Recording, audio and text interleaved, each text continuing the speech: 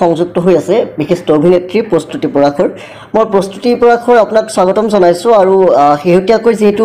আপুনি গমেই পাইছে সমগ্ৰ বিষয়টোত আপোনাৰ নামটো কোনোবাখিনিত হাঙৰ খাই পৰিছে আৰু হাঙৰ খাই পৰিছে আসলতে গোটেই ঘটনাটো আপুনি যদিও স্পষ্টীকৰণ এটা আগবঢ়াইছে মই যদি আপোনাক সুধো পোনপটীয়াকৈ যে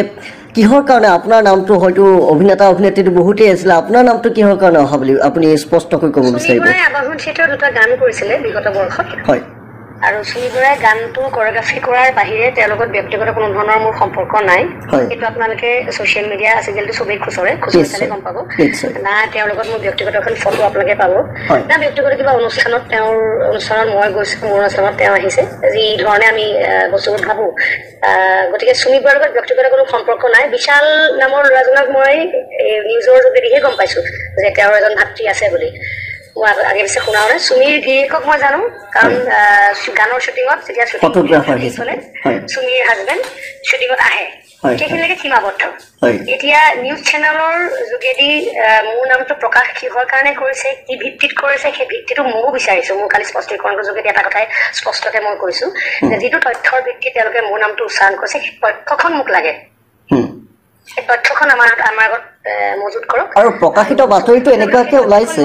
আইনী ব্যৱস্থা ল'বলৈ বাধ্য হ'ব হয় হয় মানে বাতৰিটো এনেকুৱাকে এতিয়া ওলাইছে যে বিশাল ফুকনে হেনো আপোনাৰ নামটো প্ৰকাশ কৰিছে তেনেকুৱা মোৰ নামটো লৈছে সেই লোৱাটো কিবা এখন নথিপত্ৰ থাকিব নহয় নিশ্চয় তথ্য থাকিব সেই তথ্যখন মোক লাগে এতিয়া হয় হয় এনে ধৰক আপোনাৰ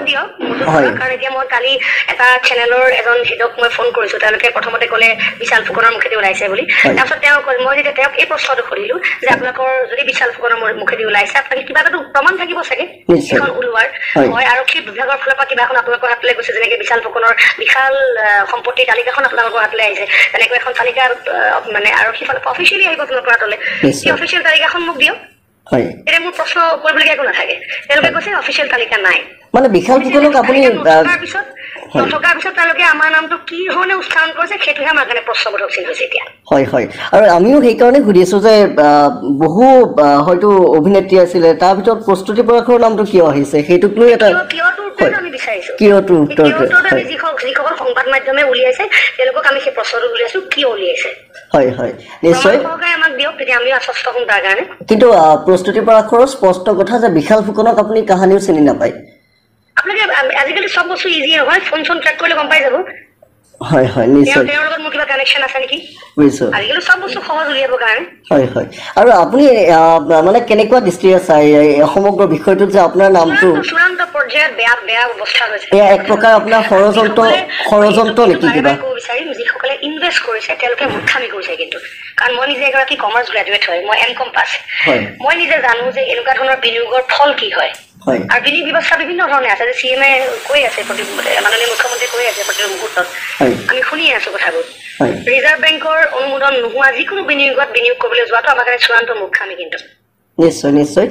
এই মূৰ্খামিটো কোনো নকৰক এনেধৰণৰ জালত কোনো নপৰক সেইটো আমি কামনা কৰিম মানে প্ৰস্তুতি পৰাশৰৰ নামটো যে এতিয়া সংপৃক্ত কৰোৱা হৈছে এই সমগ্ৰ বিষয়টো আপুনি কেনে মানে এক প্ৰকাৰ ইচ্ছাকৃতভাৱে কৰোৱাইছে কোনোবাই ষড়যন্ত্ৰমূলকভাৱে কৰিছে বুলি ভাবে নেকি প্ৰমাণ সহকাৰে আমাৰ আগত সেই প্ৰমাণখিনি দাখিল কৰক নিশ্চয় মানে এয়া প্ৰস্তুতি পৰাশৰৰ প্ৰতি কিবা ষড়যন্ত্ৰ হ'ব পাৰে নেকি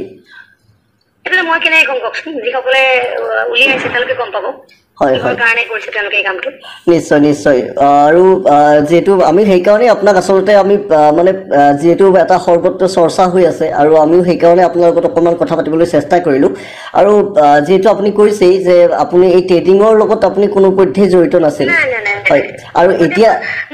মই মোৰ ডিমেট একাউণ্ট আছে কিন্তু ডিমেট একাউণ্টৰ যোগেদি মই ট্ৰেডিং নকৰোঁ because I don't believe in all this things নিশ্চয় কষ্ট কৰি কাম কৰা মানুহ আৰু যিহেতু কমাৰ্চৰ ছোৱালী হিচাপে যথেষ্ট পৰিমাণৰ সেইখিনি ওপৰত মোৰ জ্ঞান আছে হয় হয় আৰু যেহেতু আপুনি কৈছে যে এটা ভিত্তিহীন বাতৰি প্ৰকাশ হৈছে যিসমূহ সংবাদ মাধ্যমে এই বাতৰিটো প্ৰচাৰ কৰিছে আপুনি আইনী প্ৰক্ৰিয়াত আগবাঢ়িব আইনী প্ৰক্ৰিয়া মই কৈছো 24 ঘণ্টাৰ ভিতৰত মোক তথ্যখন দিয়ক যিখন তথ্য আৰক্ষীৰ ফালৰ পৰা তেওঁলোকে পাইছে বুলি কৈছে নিশ্চয় নিশ্চয় আৰু যদি তথ্য প্ৰমাণ যদি দাখিল কৰিব নোৱাৰে আমি নিজৰ যোগেদি শুনি আছো নহয় যে বিশাল ফুকনে যি মানুহ ইনভেষ্ট কৰিছে বিশাল ফুকনে এগ্ৰিমেণ্ট কৰিছে তেওঁলোকৰ লগত হয় কিবা 30% দিম বুলি এগ্ৰিমেণ্ট কৰিছে বোলে এগ্ৰিমেণ্টখনো দেখুৱাওক আমাক নিশ্চয়